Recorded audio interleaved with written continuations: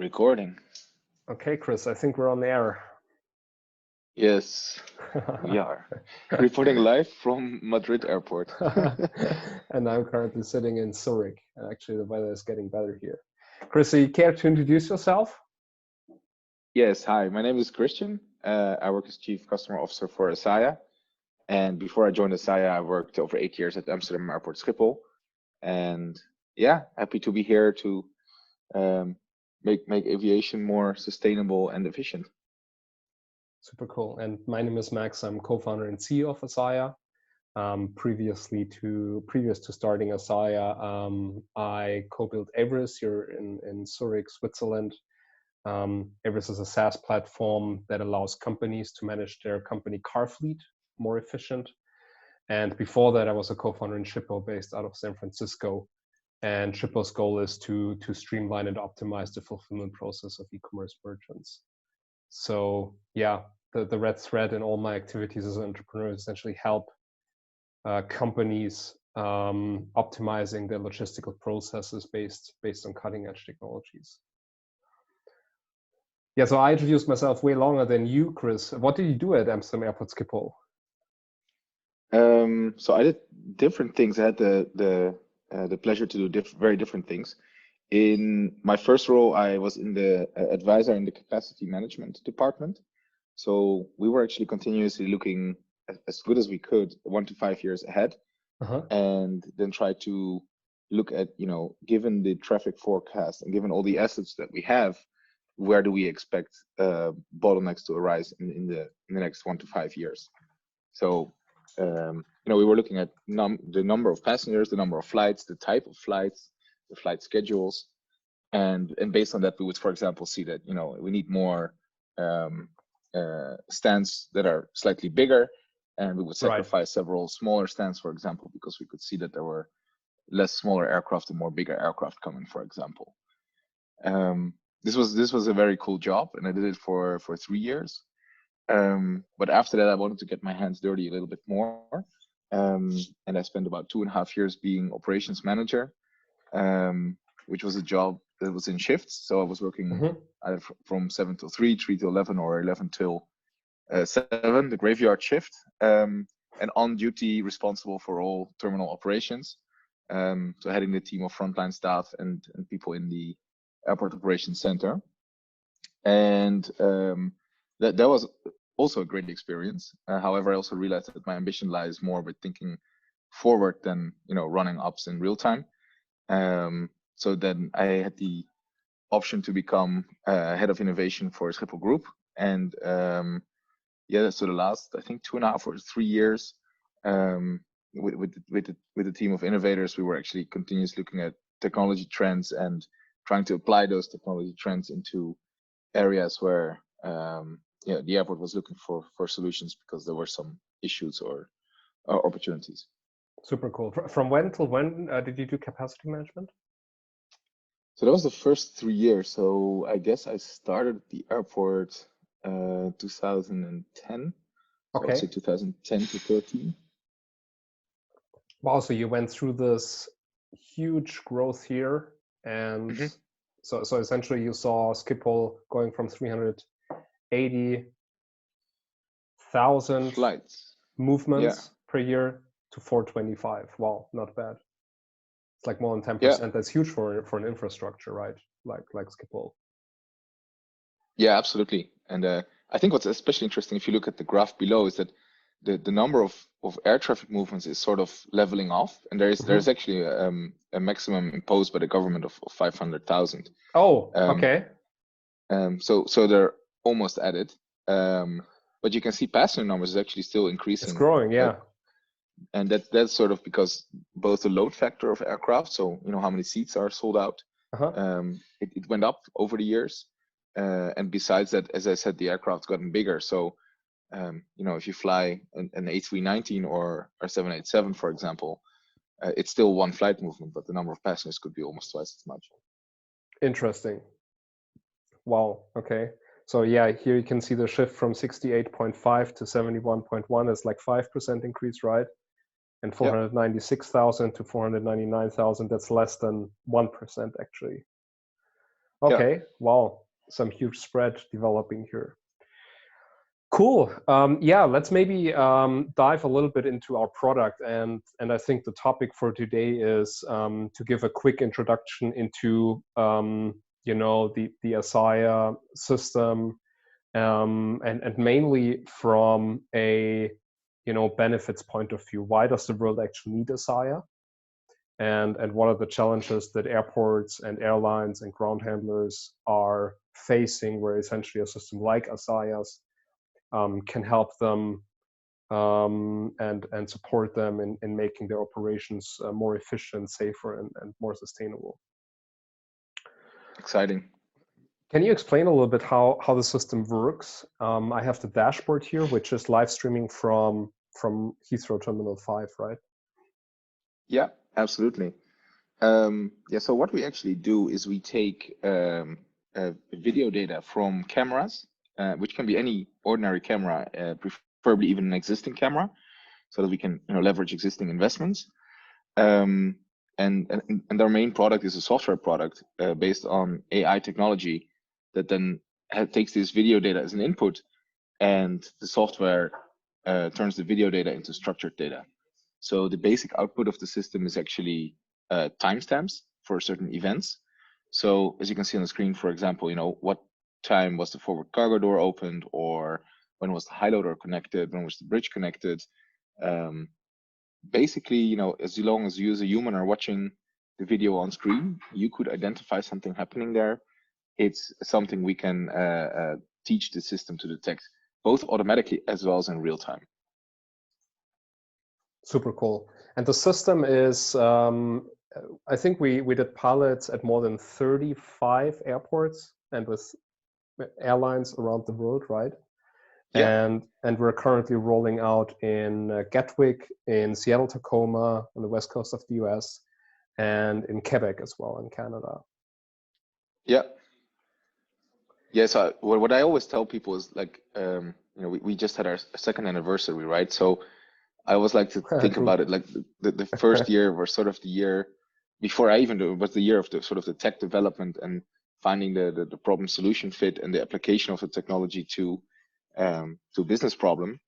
And more or less the second year was the year of pilots and trials, and after successful trials, sort of scaling it out to as many airports and airlines as we could, in order to show them the capability and to learn from them, how to use the product in practice.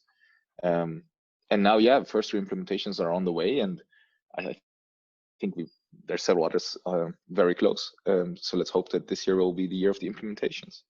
Yes.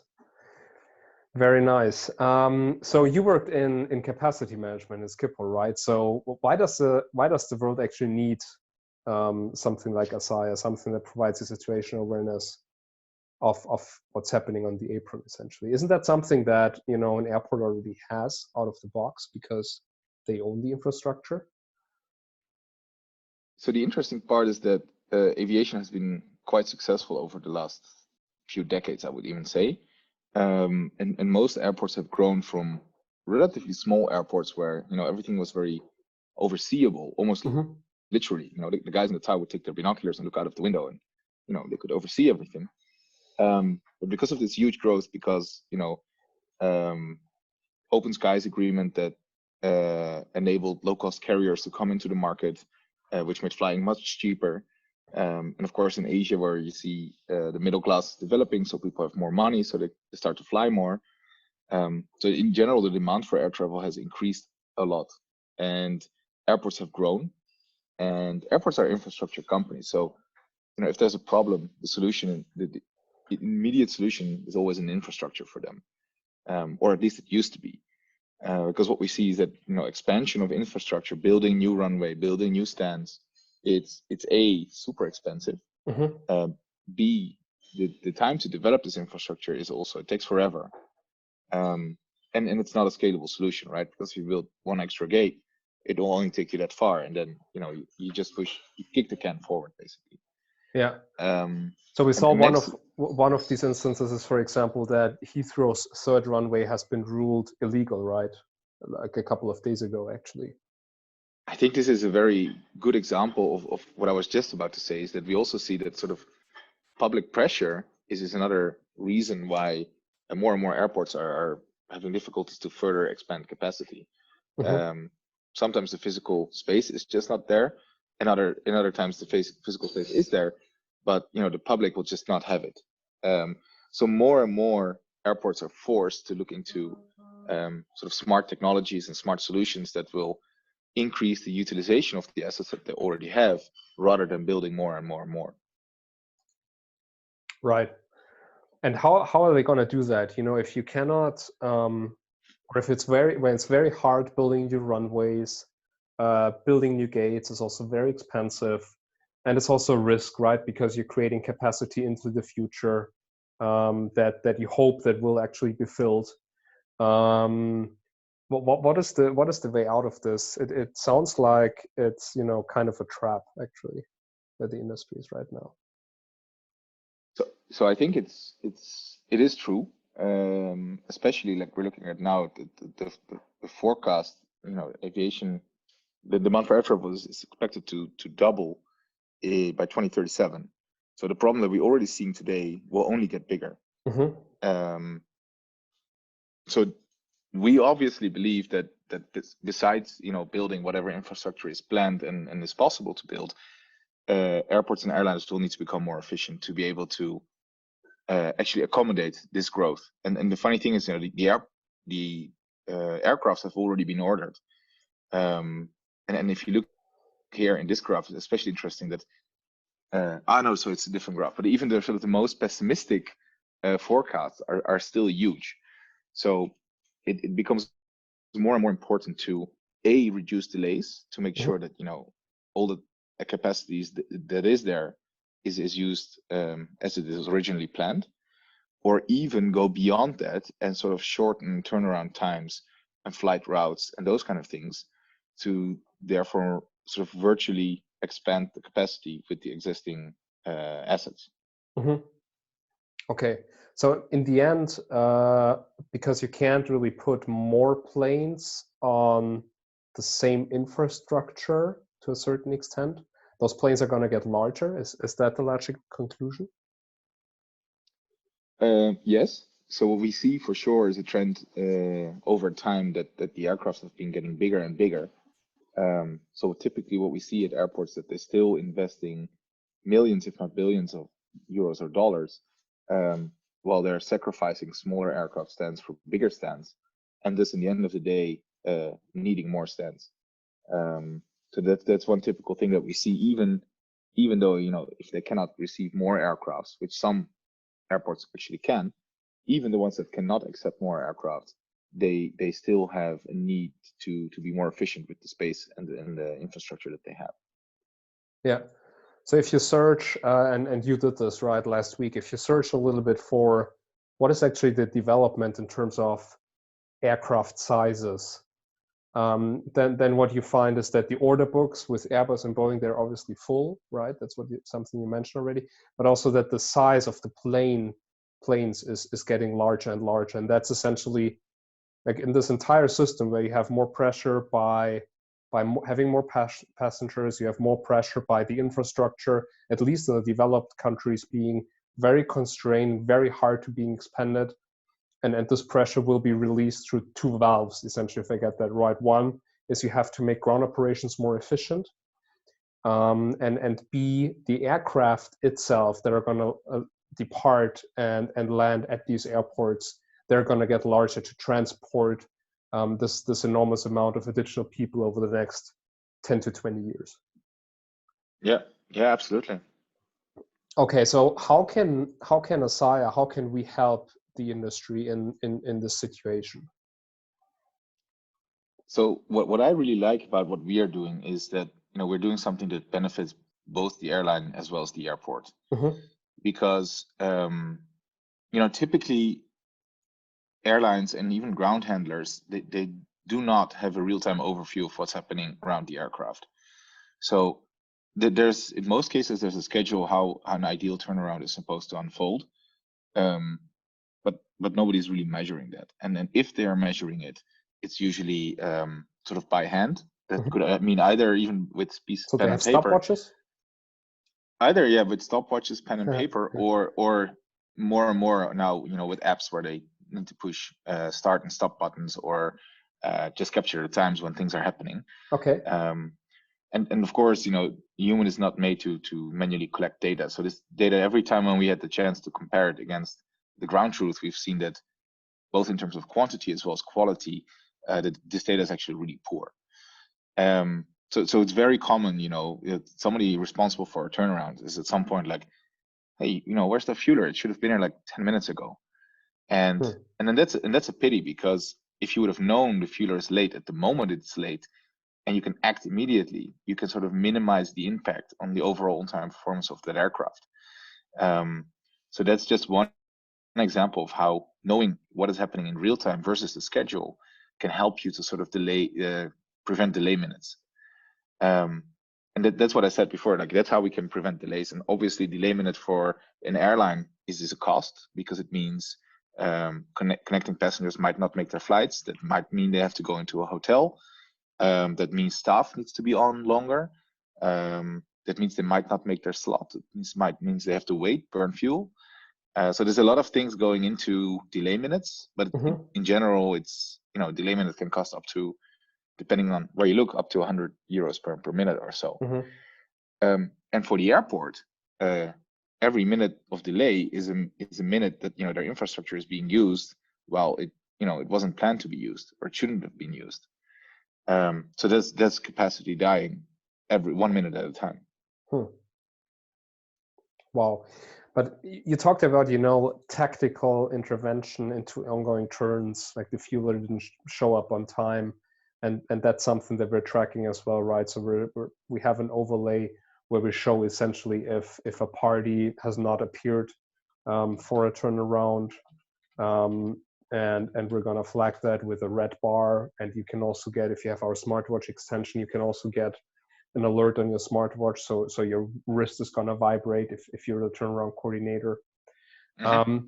But is this really something where you can shave off a minute or two? Like if you then go and intervene, is this actually a thing that the fueler then shows up?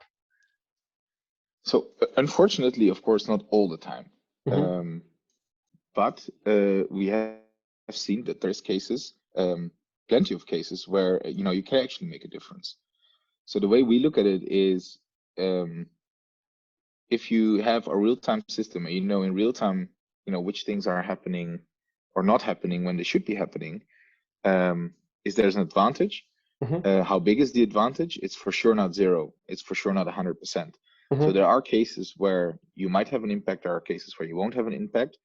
And when you say you have an impact, doesn't mean that you can resolve all the time, but at least part of the time.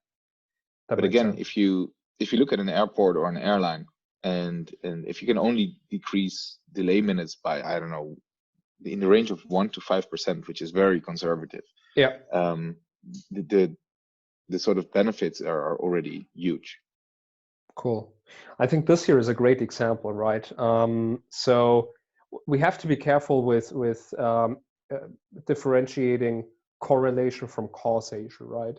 But this is an interesting pattern that we can see at this turnaround here. So the off block was almost 5 minutes too late, right? And you can see that the pushback tug should have actually been connected already at 3:50. But it has only been connected at around 4:02-ish. And it looks as if this small delay here pushed out the departure of the plane by a fair number of minutes, which essentially equals these almost 5 minutes, because the pushback tug wasn't there on time. Had it been at the gate on time, this delay might not have happened, right? Again, we have to be careful equaling correlation with causation, but that could be an interesting pattern to look into and maybe intervene in real time.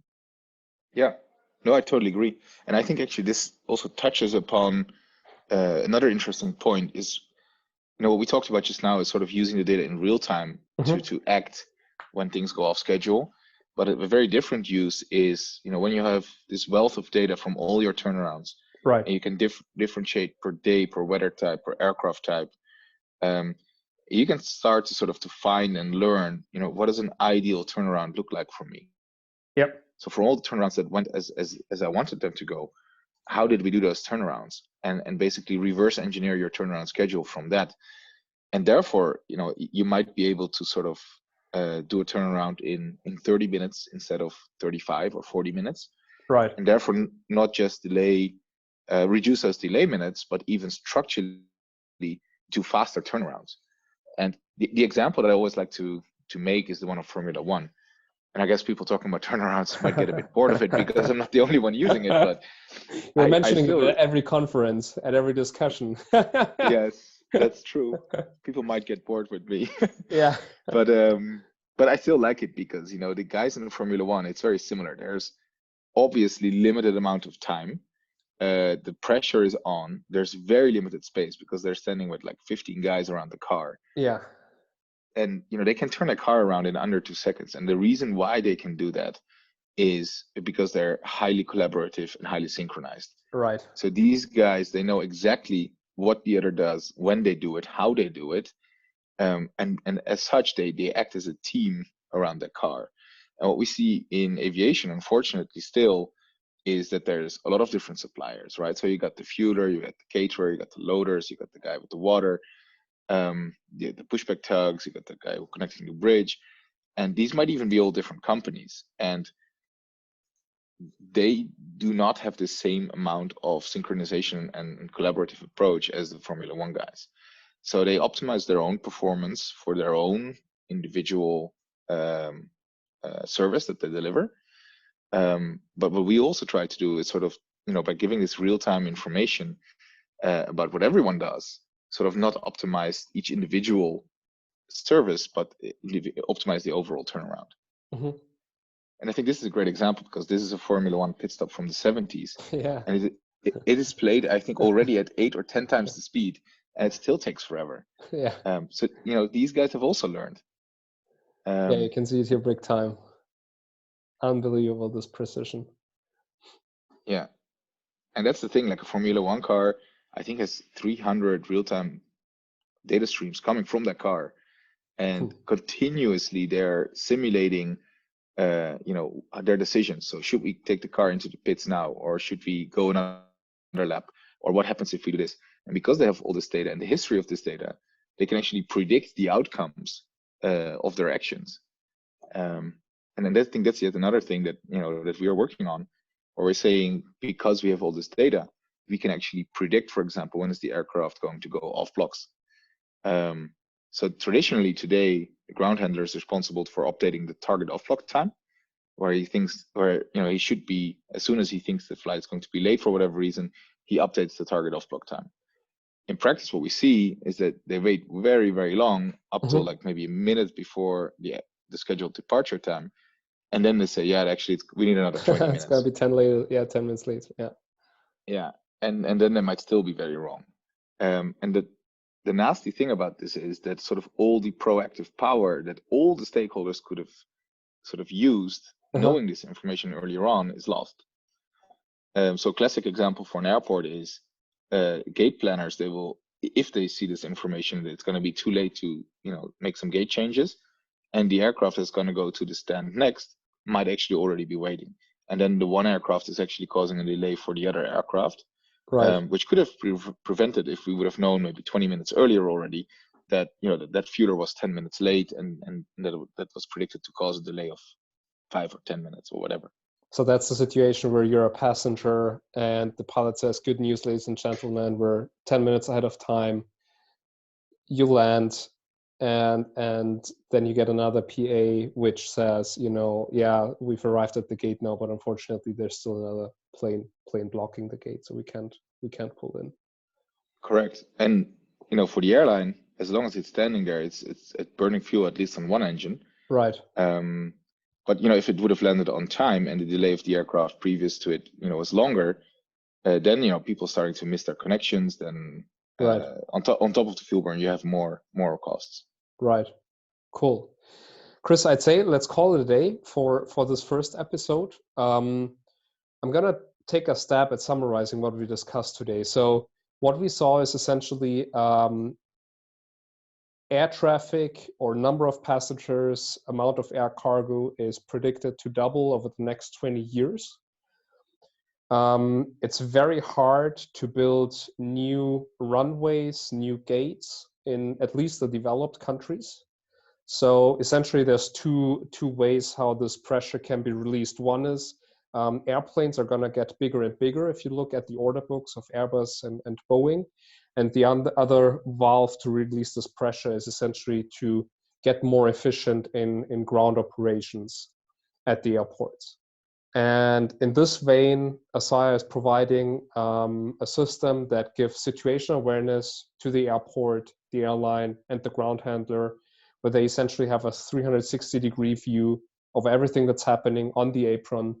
And one of the aspects that you can draw from this data, from finally having accurate real-time data available, is that you can drive tactical interventions. For example, we talked about this pushback tug being too late, most likely delaying the off-block of this plane. That's something where you could have intervened. And the other aspect is strategic optimization of turnarounds to figure out what are actually patterns of successful, of on time, of short turnarounds, and thus reverse engineer how the ideal turnaround schedule looks and what the ideal critical path really is. Is that a fair summary? Do you have anything to add for today? No, Max, I think that sounds pretty spot on. Haha, okay. Have a great day, Chris. See you soon. You too. Bye-bye. Bye-bye.